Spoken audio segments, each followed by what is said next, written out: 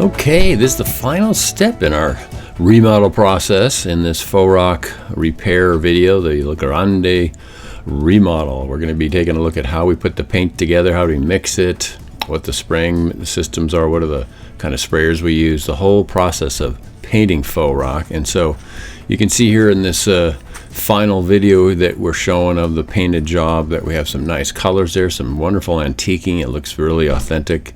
The gray was there, sort of that's the starting point, and so we went ahead and sort of followed that with the warm colors as well mixed in. And so the following videos I've got from other jobs will explain the process of painting, and we're going to break it down and show you how it's done right now. So let's see how that looks. Let's do it. So let's go grab some paint, man. Let's actually paint a rock. Begin the process. Start off with light colors, then go to dark. And so now here, let me, I'm giving away all my secrets. No charge, you guys. This is little pump sprayers, and get those. I don't buy them at Home Depot because the ones at Home Depot don't seem to last as long. And go ahead and drink your juice. When you're done, you get a gallon cranberry raspberry. Oh, that's a good drink. Oh, that's so good. Get that at Costco. Anyway, I mixed my colors inside here. I'll start off with a regular solid color. This one's exterior latex Velspar, and it was like 51 bucks, so it's their better quality paints there. And then use colorants, Cal Tint, to tone them down, to make them not so whatever. You want to get them more yellow, more brown, more red. I use color tints. I do them every time in the same way. I make the colors as the jobs are going. So you mix it up inside a 1 gallon container, and then you put it through a paint sifter or a paint filter. And I use a little funnel to keep this thing in the right physical shape. Put it in your pump sprayer and then pump it up, baby. Alright, I already sprayed it in the thing. So, now we walk over here. Alright. So I just sprayed it to test it a little bit. And it's a little bit of a wide spray. I want to get it a little more narrow. There we go. Now the rocks we're doing are going to be pretty light. You see that? Just wiggle it back and forth. So we're getting color on there, and that's a good thing. The more you open the nozzle, the more it sprays a bigger volume of color on. It's good to, you can see there's a lot of fog coat on that one still. Whoops. I'm getting distracted. And there you go. It's almost a bullet. Getting the yellow on there.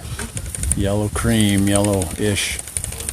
Starting light and then going dark. Going dark. Just wiggle it back and forth. Wiggle it back and forth. You want to make sure you don't just make everything the same flat color. You can end up with problems. So it's good to put a color on one plane of a rock and then leave another one a different color. You want to be able to have depth to your feature too. So this big rock right here, we want to make this color different than what's behind it so that you'll have that differentiation, and your eye will see depth. As you walk around, there'll be different colors. So it's a good idea to remember that, not to just plaster everything with the same color. And it's so easy to do. You have to really restrain yourself, because we want to, you know, the human beings, we kind of want to make everything the same. You can see how that's kind of darker and that's gray, so I want to pull back and restrain myself. That's got a lot more color on it, which is awesome. I'll do a little more here. Remember, the rocks we're going for, these yellowy browns in the back, so this is kind of a good base color for that. You want to have highlights, light spots, and then dark spots to have negative space that pulls you in. It makes makes the feature have depth. If you don't do that, it just flattens out and all looks the same. The paint dries almost instantaneously. Hopefully the wind won't blow the paint back into my camera or my phone here. Just wiggle it back and forth. You can see that. Just wiggle it back and forth. That's all from like one pump. It's still putting it out. So.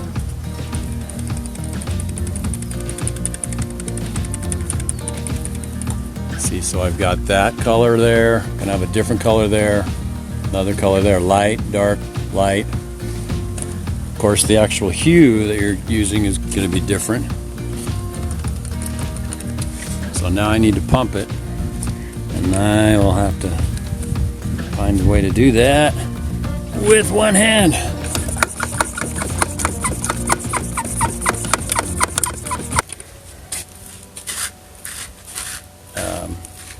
And again, the human tendency is to just keep painting. More paint is good. No, not necessarily. And it's back and forth, back and forth, back and forth. So here's our planner. And we're just getting the base color down. It's nice. Looks like a color that's going to match the rocks we have. It's in that hue. I'm almost done with this one bottle worth.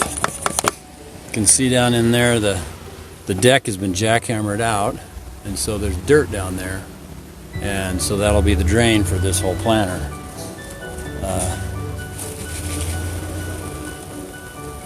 I make the colors each job from scratch. Now, it's kind of stupid. I could probably go somewhere and get... Michael, we can put some plastic right on these bricks here. I think I might paint them otherwise. You could take your colors, make the color you want, and then go to a paint store or wherever and have them make up a gallon of it, which would probably be smart, but I guess I'm not that smart. But I'm getting a lot of practice mixing up colors, getting the tints that I like, being more and more practiced at getting colors dialed in. There's our valve up there, if you can see it. I just sprayed some color on it to make it disappear. And this bottle is done. All right, so that bottle has been pumped through. It's like a quart, I guess. So now we're down back to the little mixing session here. Tom, you want to help me out here? Tom is going for a on-the-job training, learning all the secrets here with Mr. Dave. So I am going to ask for his assistance. And I put this on the inside. I get it wet.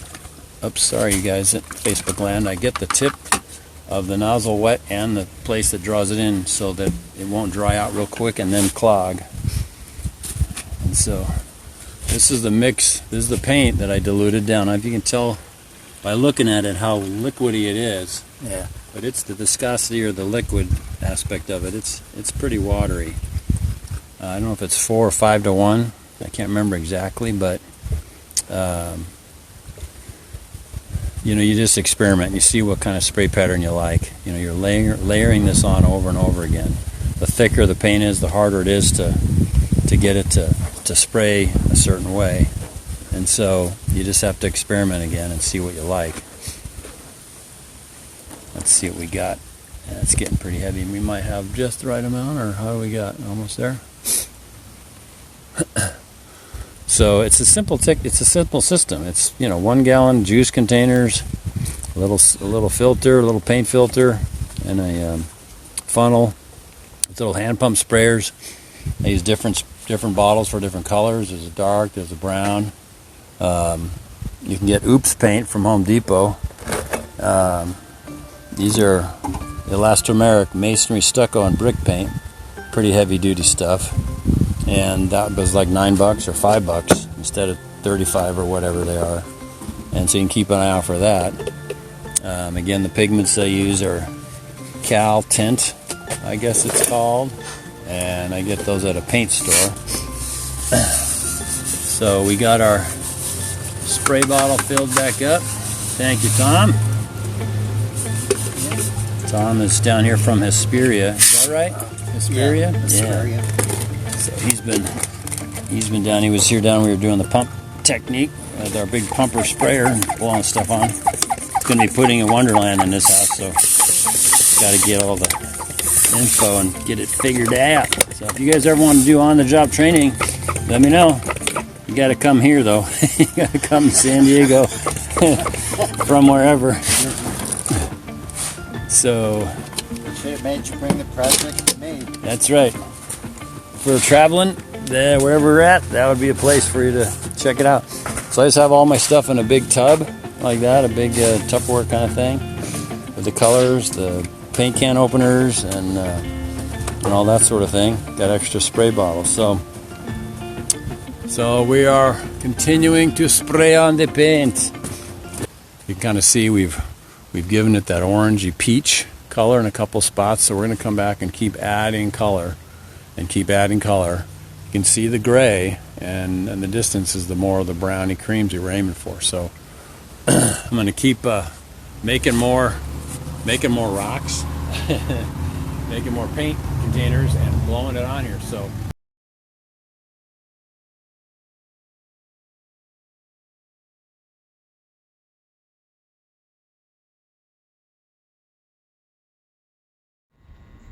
hey folks, what's going on? Mr. Dave here on the rock pile, and we are finishing up this job in Poway, and we are putting on the bleeds. These are paints that are put on with the hose at the same time so that the colors bleed, as it were, down into the cracks and little pockets and stuff and give it a real natural look. So we've done all these rocks all the way up here. All those are done. These are done. This guy is a real rock. This is artificial. You can kind of tell we are pretty darn close. I do bleed over a little bit of paint onto the real rocks, just a mist up to try and blend the two together. That kind of ties them in real well. But you can see that this process is just coming along really nicely. We've got some good color, good creams, got some good dark colors, a little bit of the orangey kind of a color, and so all I do is I get it wet first with the hose, and then I put on the color, and then I watch it and mist it, and then it kind of bleeds and blends into the texture. So we're going to walk over here in front of you here and do this section right here. So I get it wet, and then I spray. I got black, but it's not pure black. It has a little bit of raw umber in there to just soften it. Black can sometimes go blue. I've got an orangey cream in here, and I'll just mix that in, and then I mist it with the hose, and the water starts moving, and it'll move for a while. If there's some areas that you don't want that much black, you just, take them off. But you let it start moving, see, and the water gets on there and it's moving. It doesn't go away right, instantly. So you'll put some color on there and it'll look real nice and look awesome, and then you're like, wow, where did it go? Well, that's what happens when you're using the hose. You can use little pump sprayers if you want, but I found that the hose is okay. It gets the job done. I've got a little bit of orange in the color already here, so I want to amplify that a little bit more. You can actually add color to your rocks themselves just by doing this technique as well. You spray it on there and you mist it, and then the droplets spread out and go in all the little pitting that you have on your rock. You can see how much the black is just disintegrated in certain areas because the hose is very powerful. It's got a lot of water, a lot of volume. See, look at that. You can see the color of the orange is just diminished quite a bit. And that's kind of cool. When you look up and you look at the real rocks that are around, there's a subtlety, but then there's also some stronger areas that really pop. So it's kind of a balancing act. You're kind of going back and forth when you're doing these rock jobs. So got the last little corner here, and I've got orange on that side, which I really like. This could use a little more color just to emphasize that. A little bit more in here. And I'm just barely getting any water on that. You can see we got the orangey color, we got the green fog coat there that's still coming through. Remember, we put that fog coat on there, and that's the cementatious product, and that gets your rocks a cementatious color. It's not just paint. And so the only way that color is going away is if the cementatious stuff itself goes away. And so that's what's good about using colored cement, essentially, or mortar mix, or fog coat, which is a stucco product and stuff. So anyways, there you go. You can see the little trick there with the hose, hauling the bleeds. All right, man. How about that? Is that an awesome? Isn't that awesome how you can just paint rocks? It's just amazing. Layering on little by little. So thank you so much for checking out this course. You can check out the review here and then give me some feedback on what you think. Thanks so much, and we'll see you next time.